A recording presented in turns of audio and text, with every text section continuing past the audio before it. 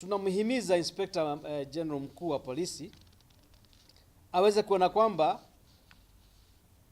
mauaji ya kiholela yamemalizika, na pia washukiwa kupotea ovyo ovyo katika mikononi mwa maafisa wa polisi pia umekomeshwa.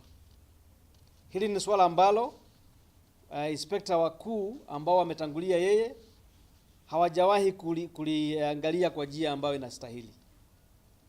Wameendelea kueleza kwamba ni maafisa wachache katika idara ya polisi ambao wanaendeleza mauaji ya kiholela na pia vijana wetu kupotea. Kufuata sheria wakati maafisa wa polisi wanapambana na wadamanaji ama wale ambao wanatetea haki zao.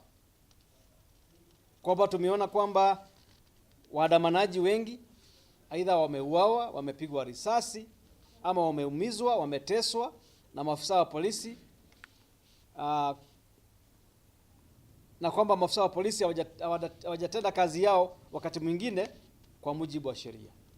Kwa hivyo swala hili pia waweze kuliangalia, wananchi waweze kupewa haki yao ya kuweza kuandamana kulingana na haki ambazo wamejipatia chini ya katiba yetu.